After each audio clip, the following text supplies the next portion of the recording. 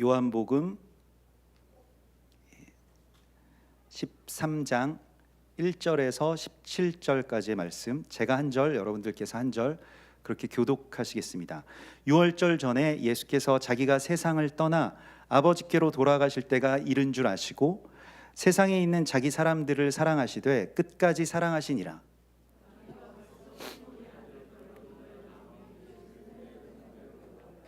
저녁 먹는 중 예수는 아버지께서 모든 것을 자기 손에 맡기신 것과 또 자기가 하나님께로부터 오셨다가 하나님께로 돌아가실 것을 아시고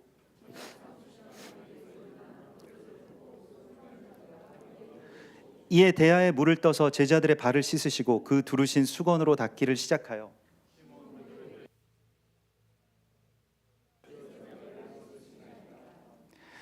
예수께서 대답하여 이르시되 내가 하는 것을 네가 지금은 알지 못하나 이후에는 알리라.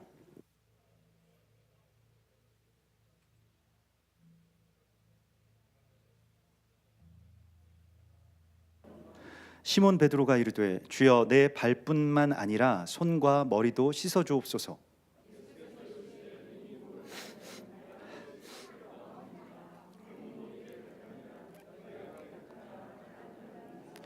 이는 자기가 팔자가 누구인지 아심이라. 자기를 팔자가 누구인지 아심이라. 그러므로 다는 깨끗하지 아니하다 하시니라.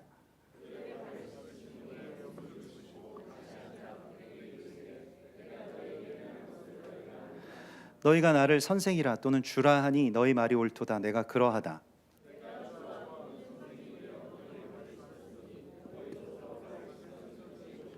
내가 너희에게 행한 것 같이 너희도 행하게 하려 하여 본을 보였노라.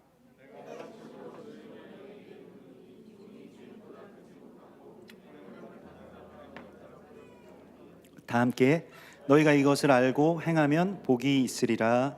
아멘. 하나님 말씀입니다. 여러분들은 이 세족식의 그 장면들을 오늘 이 요한복음 13장의 말씀에서 이제 우리가 보게 됩니다. 그 세족식이라고 하는 것은 무엇일까요? 왜 주님께서 이 세족식을 행하셨는지 그것에 대하여서 생각해 보신 적이 있으실까요?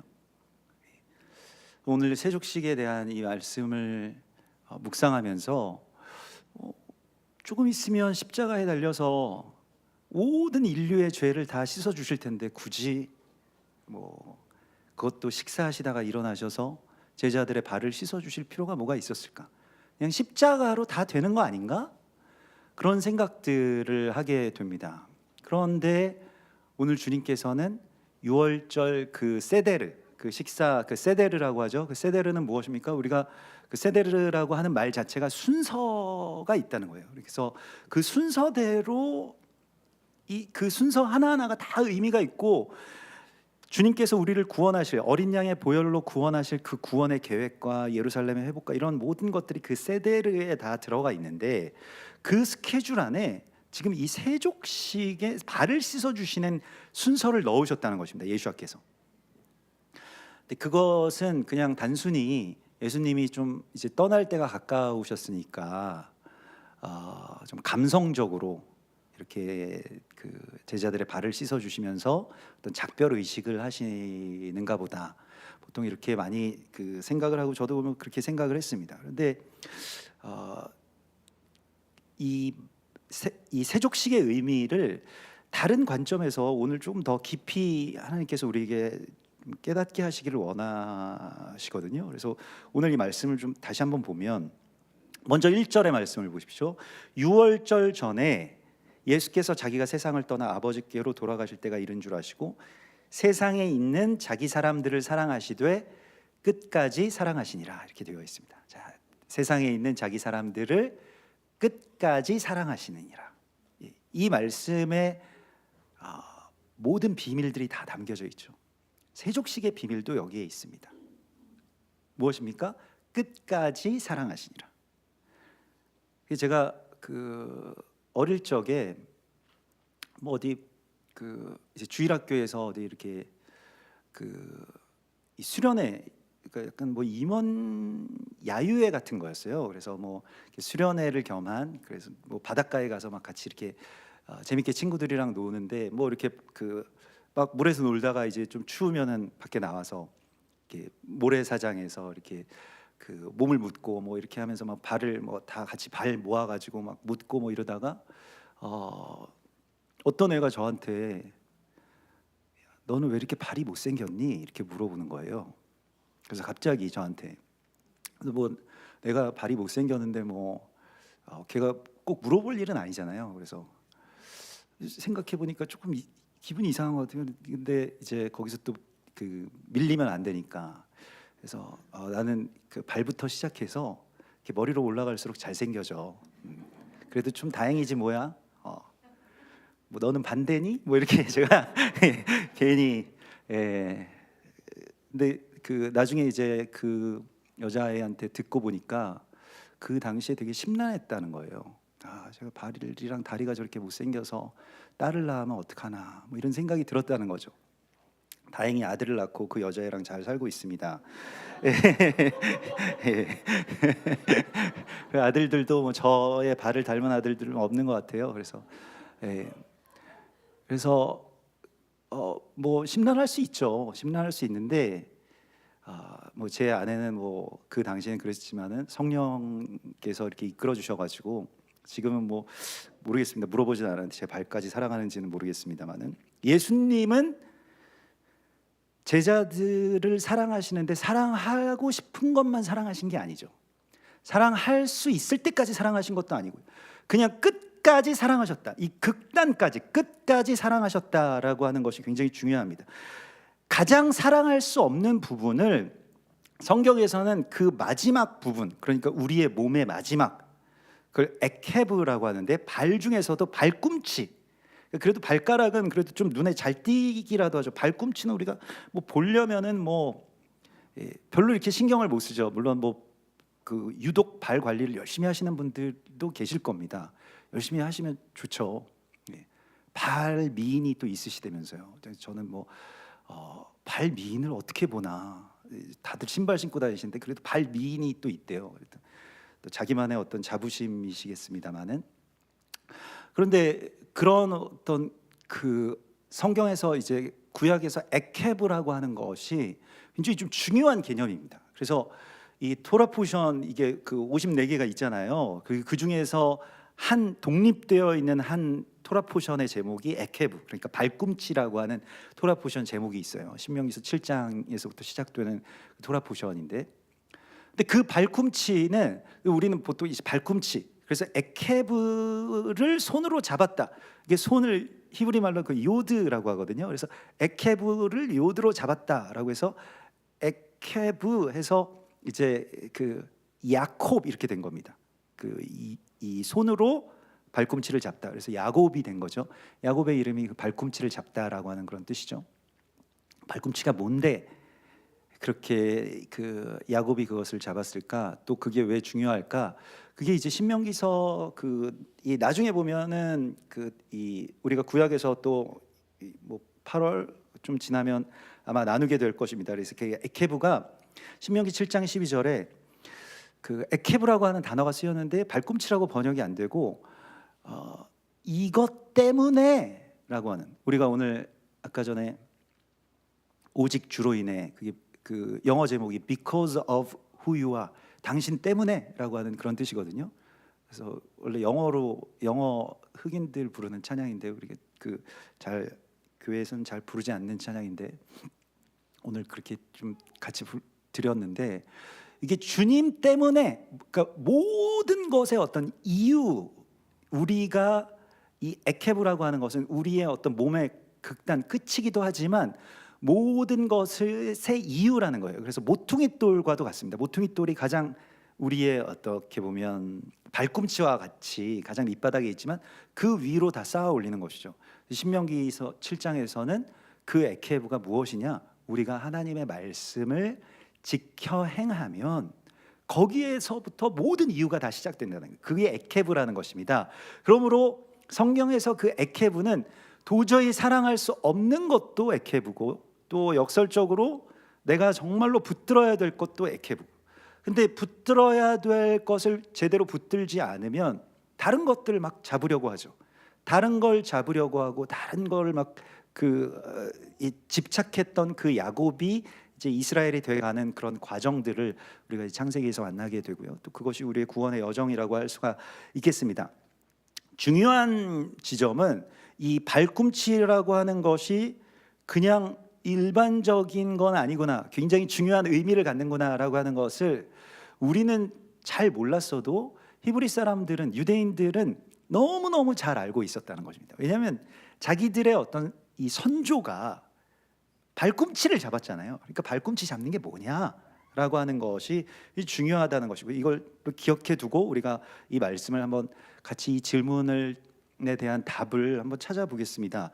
그래서 어차피 인류의 온 죄를 사실 예수께서 왜 그 직전에 제자들의 발을 씻어 주셨는가? 그것도 저녁 식사 전에, 식사 전에 그래 손발을 닦고 좀 상쾌한 기분으로 식사를 하자, 이거는 이해가 되죠.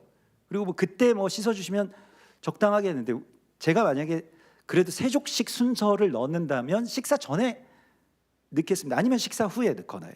밥 다 먹고. 근데 식사 전에 이렇게 손발 닦고 먹으면 좋겠죠. 근데 그런 게 아니라 식사하시다가 중간에 이걸 가지고, 오늘 보시면 저녁 잡수시던 자리에서 일어나 겉옷을 벗고 수건을 가져다가 허리에 두르시고, 이게 세대가 끝나지 않았습니다. 이 뒤에도 순서가 여러 가지가 남아 있었는데, 저녁 잡수시던 자리에서 일어나서 겉옷을 벗고 수건을 가져다가 허리에 두르셨다라고 하는 것입니다. 그리고 이에 대하에 물을 떠서 제자들의 발을 씻으시고 그 두르신 수건으로 닦기를 시작하셨다. 왜 예수님께서 갑자기 겉옷을 벗으시고 수건으로 자기 허리를 동이셨을까요? 보통 일반적으로는 그냥 세족식이니까 발을 닦기 위해서, 또 발을 이렇게 물로 씻으시고 대야의 물을 받아서 씻으시고 그걸로 수건으로 이렇게 닦아주시기 위해서 허리에 수건을 동이시지 않았을까, 이렇게 우리가 생각을 하는데, 물론 맞습니다만 표면적으로는 그 안에 있는 그게 이제 그냥 요한복음에서 세족식의 예수님의 어떤 복장이나 그런 어떤 디테일한 모습들을 묘사하기 위해서 쓰지는 않았습니다. 요한복음은 이 모든 것들이 다 의미가 있다라고 여겨지는 것들만 기록하였다라고 요한복음은 그렇게 우리에게 밝히고 있습니다. 그래서 요한복음은 예수님께서 행하신 일을 다 디테일하게 묘사하지 않았다. 요한복음 21장에서 이 사도 요한이 그렇게 이 마지막 이 맺는 말에 그렇게 쓰고 있습니다. 그래서 이 모든 것들을 낱낱이 기록한다면 이 세상이라도 이 기록된 책을 두기에 부족할 줄 아노라. 그래서 나는 여기에서 뭔가 핵심만을 기록했다는 거예요. 그게 요한복음입니다. 요한복음은 그래서 굉장히 상징들이 많죠. 그러니까 이 모든 것들은 요한복음을 읽으실 때는 다른 복음서도 사실 마찬가지입니다만은 영적인 어떤 상징이나 비밀들이 있다는 걸 우리가 알아야 됩니다. 굉장히 많은 의미들을 이 어떤 한 복장 자체에, 그러니까 갑자기 겉옷을 벗으시고 허리에 수건을 띠셨다라고 하는 이런 장면들이 다 굉장히 의미가 있어요. 그 의미가 무엇인지를 우리가 이 안에서 보게 됩니다. 그래서 먼저는 이제 겉옷을 벗으셨다는 것인데요. 우리가 지난주에 이 토라 포션을 통해서도 나누었습니다. 그런데 대제사장이 대제사장은 죽을 때 그냥 죽는 게 아니라 겉옷을 벗어서 다음 제사장에게 입혀줍니다. 그래서 민수기서 20장 6절에 보면 26절에 보면 아론에게 호르산으로 올라오라고 해서 아론에게 그 옷을 입히라. 그러니까 그 옷을 벗기라. 겉옷을 벗고 그리고 주님께로 나오게 하고, 그럼 그 겉옷은 누구에게 입히느냐? 그 다음 제사장인 엘르아살에게 입혀주게 됩니다. 그래서 예수께서 겉옷을 벗으셨다는 것은 단순히 세족식을 발을 잘 씻기기 위해서 거의 물 튈까봐 벗으신 것은 아니고요. 그렇게 해서 벗으셨다고 해도 요한복음은 기록하지 않았을 것입니다. 그런 이유라고 한다면. 근데 의미가 있다는 거예요. 그래서 이것은 어떤 위임 예식과 연결되어 있다는 것입니다. 제사장의 사명을, 예수께서 행하셨던 그 사명을 그대로 그 남은 제자들에게 물려주시고 싶으신 것이죠. 그리고 본인은 어떻게 하시느냐? 수건으로 허리를 묶었다, 이렇게 되어 있습니다. 수건으로 허리를 동이시고, 여기서는 두르시고 이렇게 표현되어 있습니다만 꽉 묶었다는 뜻이에요. 수건을 그 렌티온이라고 해서 이게 세마포를 뜻하는데요. 그 입관 그 예식에 참여해 보신 분들은 아실 것입니다. 이렇게 염을 다 하고 시신을 잘 닦은 후에 세마포로 싸서 마지막에 세마포 그 띠로 줄로 꽉꽉 묶죠. 예. 그래서 뭐 어떤 유족분들께서는 너무 꽉 묶지 마세요. 뭐 우리 아버지 아파하세요. 막 이러시기도 하고. 근데 그런 경우가 있죠. 근데 왜 꽉 묶냐면 이제 아기들도 이렇게 그 갓 태어나서는 이렇게 꽉 묶잖아요. 강보로. 예, 그것처럼 뭐 다시 아기 때의 그런 모습으로 돌아가기 때문이라고도 하고요. 뭐 여러 가지 이유가 있겠습니다만은 아무튼 그렇게 꽉꽉 묶어 놓습니다. 근데 그것을 말하는 거예요. 그래서 여기서 그 렌티온이라고 하는 그 세마포 띠로 예수님께서 자기 허리를 동이셨다라고 하는 것은 이제는 그 이 십자가를 향해서 사망을 향해서 이 나가시겠다라고 하는 어떤 일종의 어떤 그 결단의 표현이기도 하고 또 남은 자들에게 그 겉옷을 물려주시는 위임해 주시는 제사장의 사명을 위임해 주시는 이야기라고 하는 것이죠. 그래서 이게 이제 제사장 위임 예식 또 발을 씻는 것 이러한 모든 일들이 이 물로 누군가를 씻어주는 것이 우리에게 맡겨주신 주님의 사명이라는 거예요. 자, 십자가의 피로 구원해 주시고 죄를 씻어 주신다. 우리는 거기까지만 알고 있습니다. 근데 그거에 대해서 우리가 뭐 다 믿고 그렇게 우리 모든 인류가 구원을 죄 사함을 받았다라고 믿지만 그럼에도 불구하고 주님께서는 우리에게 너희는 우리가 지난주에 영문 밖으로 붉은 암송아지를 끌고 가서 다 붉은 전신이 붉은 암송아지를 끌고 가서 그 붉은 암송아지를 완전히 다 소멸하는 제사를 드린 후에 거기에 허옇게 남은 재를 가져다가 잿물을 만들어서요. 거룩한 남은 자가 무엇을 하냐면 정한 자가 그 물을 간직하였다가 이게 우리 이 민수기 19장에서 말씀하신 것이죠. 물을 우리가 간직했다가 무엇을 하냐면 부정함과 정함의 경계에 서 있는 사람들에게 필요할 때가 오는데 그때 가서 이걸 뿌려서 그를 정한 자로 만들어라 이렇게 말씀을 하시고 있습니다. 이게 우리에게 주신 하나님의 사명이라는 거예요. 예수님께서 우리 가운데 지금 이 사명을 주시고 있습니다. 이 사명은 어떤 사명이냐 하면 이걸 예수님께서 마태복음 28장에서 승천하시기 전에 제자들에게 말씀하시죠. 하늘과 땅의 모든 권세를 나에게 주셨으니 그런즉 너희는 가서 아버지와 아들과 성령의 이름으로 세례를 베풀고 내가 너희에게 가르쳐 분부한 모든 것을 지켜 행하게 하라. 볼지어다 내가 세상 끝날까지 너희와 항상 함께 있으리라 하신 그 말씀에서 세례를 베푸는 것이 세례라고 하는 것이 무엇입니까? 물로 씻는 것입니다. 그게 남은 자들에게 위임해 주신 주님의 사명이라는 거예요. 여러분들이 세례를 베푸셔야 될 사명이 있습니다.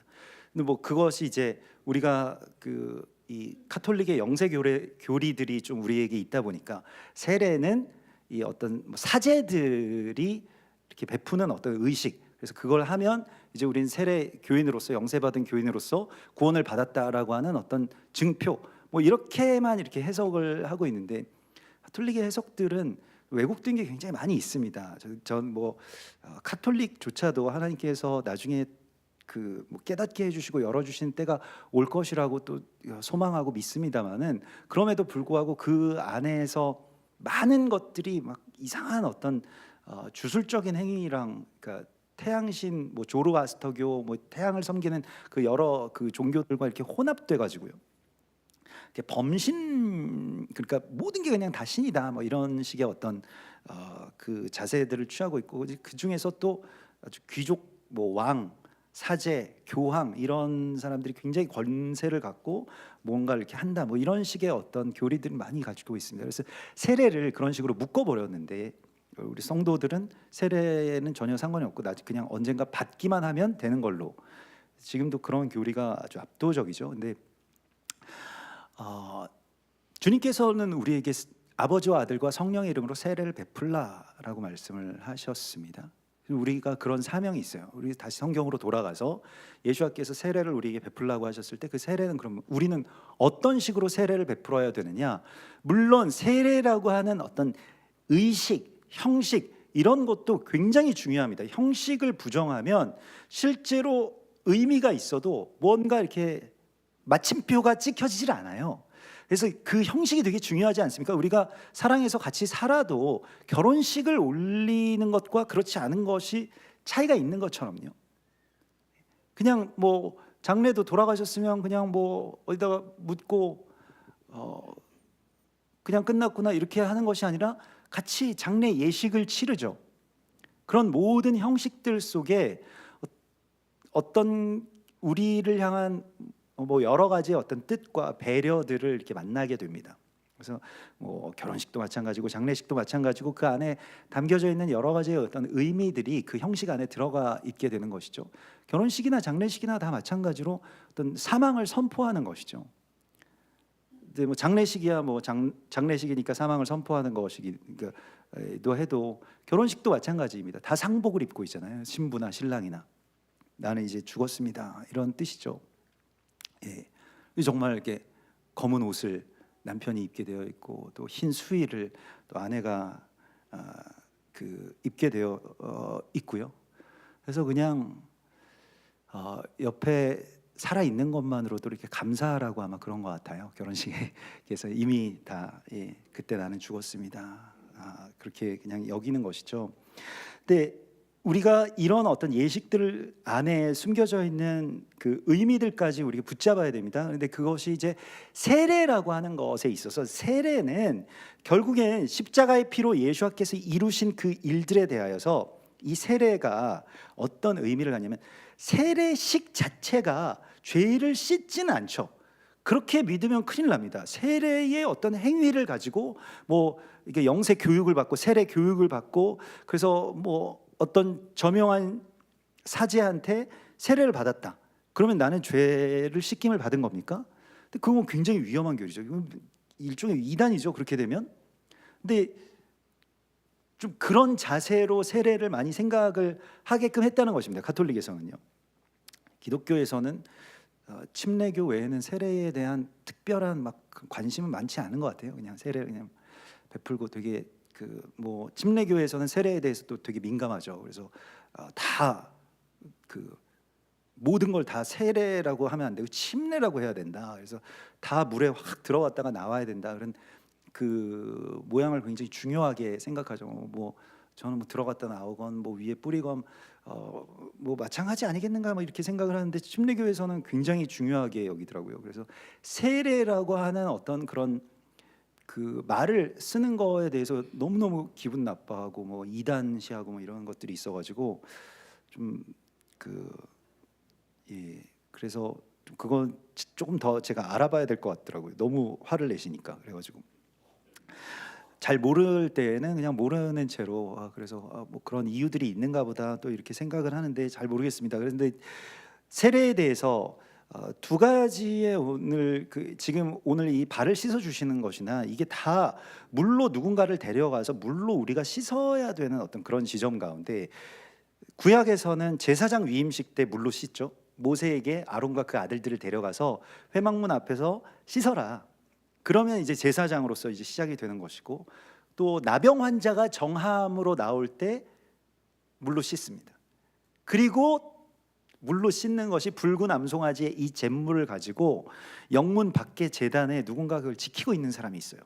제2 번제단에 영문 안에 있는 어떤 뭐 제도권 뭐 어떤 공식적인 그런 제단이 아니라 영문 밖에 감람산 쪽에 그런 제단이 있었고 거기에서 정결한 자가 이걸 가지고 있다가 거기가 이제 경계가 됩니다. 부정한 자는 거기서부터 더 이상 지성소까지 접근을 할 수가 없게 됩니다. 거기가 이제 경계가 있는 곳이죠. 경계를 넘어서지 못하는 사람들을 넘어설 수 있게 해주는 것이 바로 물로 씻는 것입니다. 이게 우리에게 주신 주님의 사명이에요. 이게 세례이고요.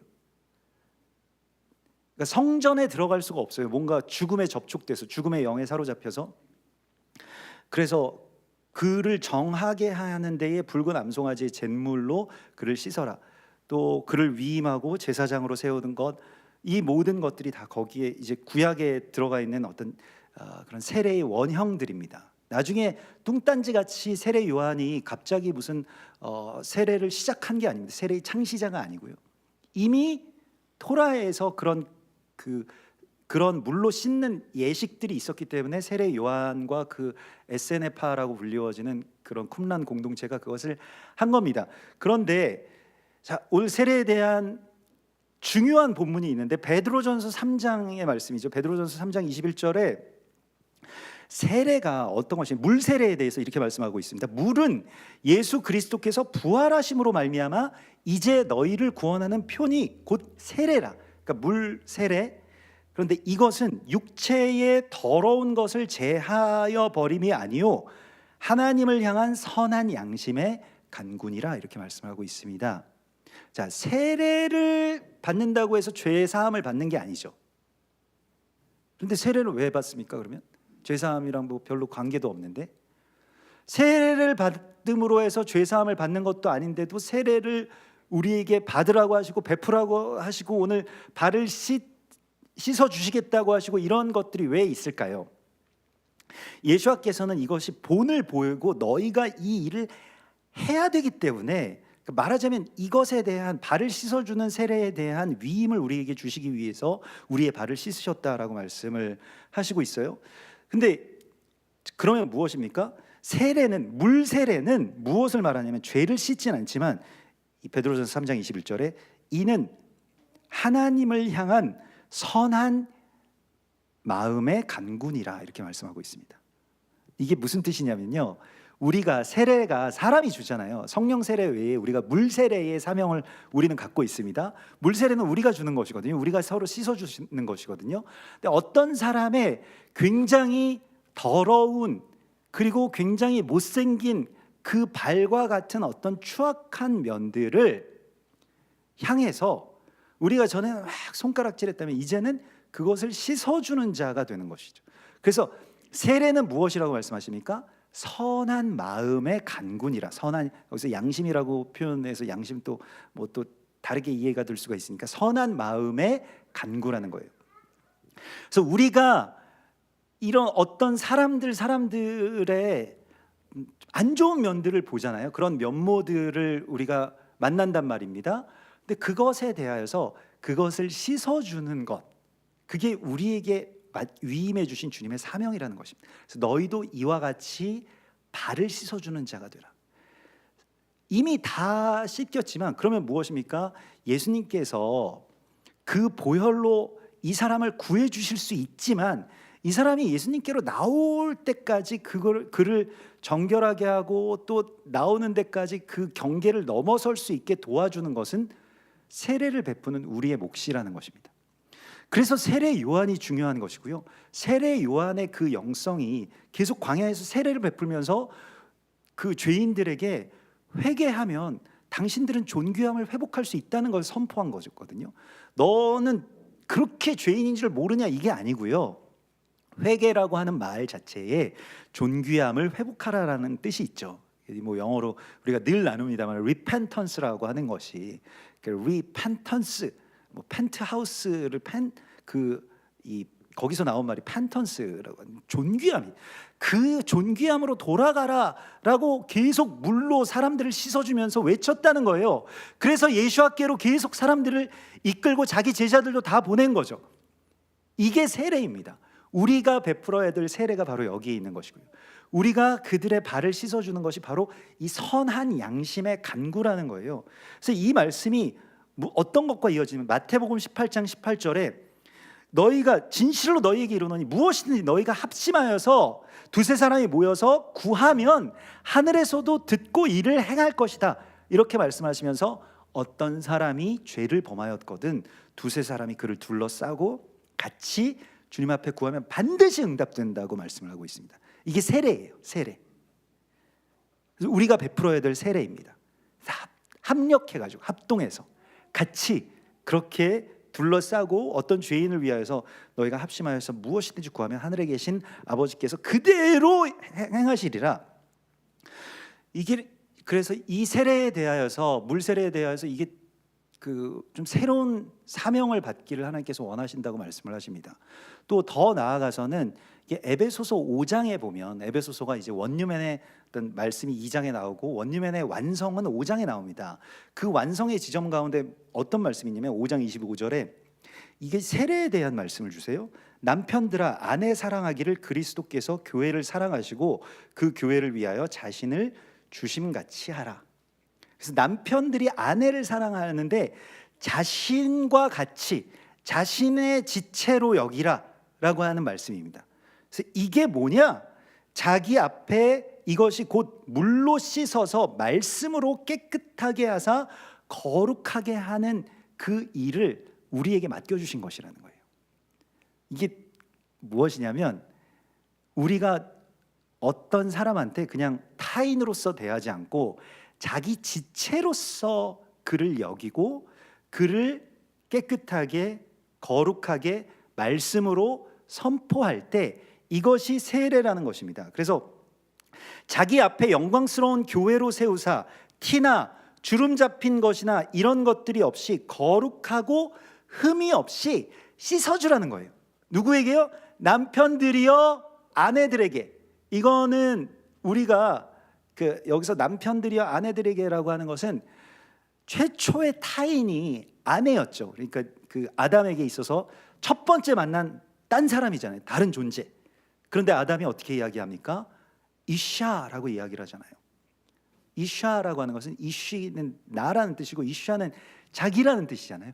그렇기 때문에 자신의 내 뼈 중에 뼈, 살 중에 살이로다라고 하면서 자기 지체로 그냥 연결됐어요. 타인인데 이걸 세례라고 하는 것입니다. 그러니까 이 사람의 어떤 죄악된 면이 있지만 그래요. 내가 발이 좀 못생겼어도 내 발인데 어떡하겠어요?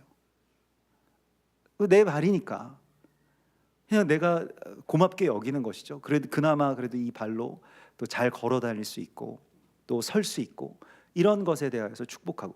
근데 이게 그래서 우리는 자기 육체를 미워하지 않고 오직 양육하고 보호하기를 그리스도께서 교회에게 함과 같이 하나니 이게 다 세례라는 것입니다. 물로 씻는 그 행위예요. 우리는 그 몸의 지체임이라. 그러므로 사람이 부모를 떠나 그 아내와 합하여 둘이 한 육체가 될지니 이 비밀이 크도다. 나는 그리스도와 교회에 대하여 말하노라. 둘이 한 몸을 이루는 것. 특별히 둘이 한 몸을 이루기 위해서 무엇을 해야 되느냐? 그의 가장 수치스러운 그 부분을 내가 씻어줄 수 있는 자가 되어야 된다라고 말씀을 하시고 있습니다. 여러분 걱정되고 부족해 보이는 부분이 우리 자녀들을 볼 때 당연히 있을 수 있어요. 또 우리의 배우자들도 마찬가지고요. 근데 그걸 씻어주는 남편이 되라고 말씀을 하시고 있습니다. 불안하고 걱정이 많이 보여도 자녀들 보면 그런 게 있잖아요. 근데 자녀들은 되게 모르는 것 같아도 이 엄마와 아빠의 어떤 표정이나 숨소리, 어떤 분위기 이런 것들이 주는 메시지를 굉장히 너무 천재적으로 다 받아들이죠. 그래서 부모님이 평강의 눈으로 자녀들을 바라보아야 됩니다. 이렇게 걱정스러운 게 많잖아요. 너 이 세상 어떻게 살아가려고 하느냐. 저도 제 아이들을 보면 예전에 왜 어른들이 저한테 야 기술을 배워 기술을 너 그러지 말고 그 얘기를 왜 하셨는지 알겠어요. 우리 애들을 보면은 야 너 기술 배워라 이 말이 막 나오려고 하는데 기술은 또 아무나 배웁니까? 근데 그 걱정이 너무 오는 것이 아니라 우리는 그 안에서 역사하실 주님을 보잖아요. 그래서 무엇입니까? 물로 씻는데 물로 씻는 것이 말로 깨끗하게 하는 것이다 이렇게 말씀하고 있습니다. 우리의 말할 때도 이게 침도 좀 튀고 이러잖아요. 그게 세례라는 거예요. 무엇이냐면 축복으로 세례를 해주는 거예요. 야 네가 있어서 정말 좋다. 너 정말 최고다. 네가 그래도 이걸 해주니까 얼마나 좋은지 모르겠다. 이렇게 계속해서 걱정이 많이 되죠. 기술 배워 이런 얘기가 막 턱 밑까지 나와도 이제 축복하는 것입니다. 왜냐하면 그 안에 그리스도 예수께서 역사하실 것에 대한 소망이 있기 때문에 이게 세례입니다. 그러니까 말로 세례를 하는 거예요. 우리가 어떤 형식은 그래요. 형식을 못하게 했다고 하더라도 나중에 할 수 있으면 하셔도 전 좋다고 생각하지만은 어딘가에서 뭐 세례를 하는데 그 신학교 나온 사람들이 그 정규 자격을 받고 세례를 베푼 건 아니잖아요. 초대교회를 보면 그냥 물이 있으니 세례를 베푸노라 이렇게 하잖아요. 그래서 어딘든지 물이 있으면 세례를 베풀고 은혜를 그냥 선포하면 되는 겁니다. 근데 다만 이제 그런 형식들도 우리가 존중해 주어야 되니까 교리나 형식에 있어서 그것을 우리가 상하게 하지 않으면서도 축복하는 것이죠. 당신도 거룩한 주님의 자녀입니다.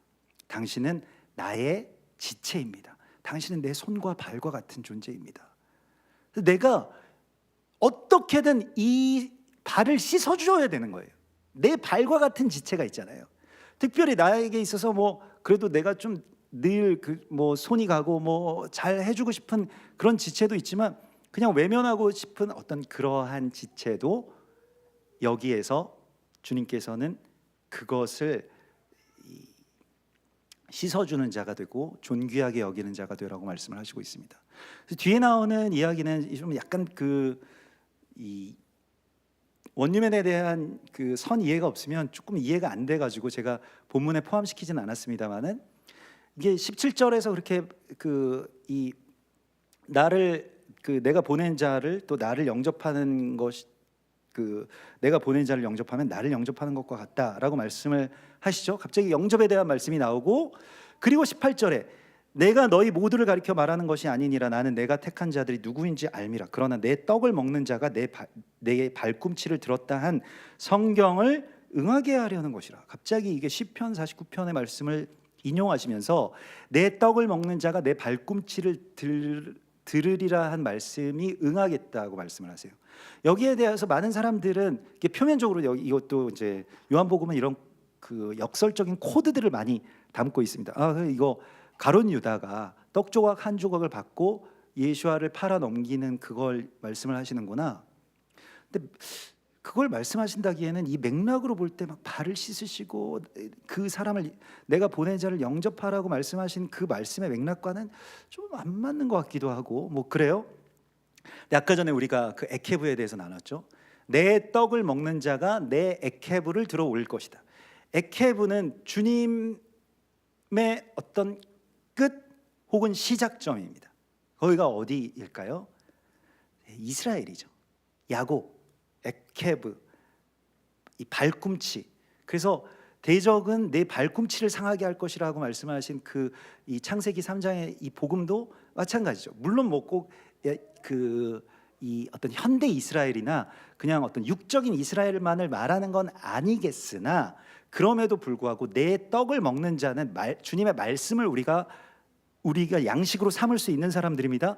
그런 사람들이 어떤 일들을 하게 될 것이냐면 발꿈치를 들어 올리는 일을 하게 될 것이다 라고 말씀을 하시고 있습니다. 그런즉 우리도 그의 수치를 짊어지고 영문 밖으로 나아가자. 그 영문 밖의 제사가 바로 이 세례인 것이죠. 그에게 짊어진 짐이 그의 치욕이 되었느니라. 그게 바로 이스라엘입니다. 하나님의 치욕이 된, 하나님의 수치가 된, 그게 바로 북한입니다. 하나님의 수치가 된, 하나님의 피조물들인데 아직도 뭐 이상한 종교 같은 어떤 그런 이 나라들을 세워 나가고 있고 동방의 예루살렘이 폐하여지고 멸망에 가증한 것들이 지금 세워져 있죠. 근데 이러한 모든 것들이 이제 주님께서 우리의 선포를 통해서 우리가 간직한 우리는 구원을 받았기 때문에 그 은혜의 물이 있습니다. 귀신은 물 없는 곳으로 다닌다고 되어 있죠. 성경에 보면 우리에게는 그 은혜의 물이 있습니다. 이걸 간직했다가 민수기 19장의 말씀처럼 이걸 잘 간직했다가 사람들을 축복하고 씻어주고 그리고 정결케 하는 그 선포의 도구로 쓰라고 말씀을 하시고 있습니다. 그래서 발꿈치를 닦는 자가 되라. 너희가 서로의 발을 닦아주는 자가 되라 라고 말씀하시고 있습니다. 여러분들도 실제로 누군가의 발을 씻어주신 적이 있으신지 모르겠습니다.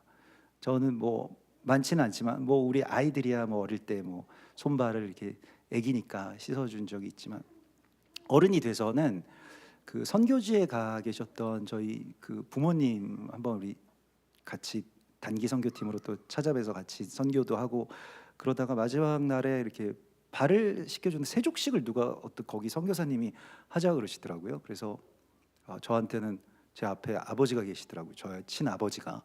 그래서 아버지의 발을 이제 씻기기 시작하는데 어떻게 눈물이 그렇게 나던지요. 아버지의 발을 처음 만져보는데, 근데 그때 그 중학교 때 그 여자애가 못생겼다고 했던 그 발 모양 그대로더라고요. 제 발이랑 똑같으시더라고요.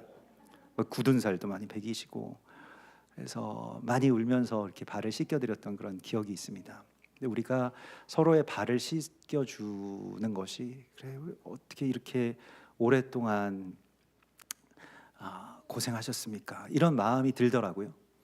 우리가 유대인들에 대해서나 또 서로에 대해서나 발을 씻어주는 사람이 된다는 것은 그것을 추악함으로 보지 않고 하나님의 택하심 가운데 그런 어떤 어려움 또 그런 고난 또 그런 연약함 가운데서도 그렇게 발을 씻어줄 수 있는 그러한 귀한 주님의 은혜와 정결함의 통로로서 하나님 여러분들 부르셨다고 말씀을 하십니다. 거룩한 주님의 이 발을 씻어주는 주님의 사람들이 되시기를 축원합니다.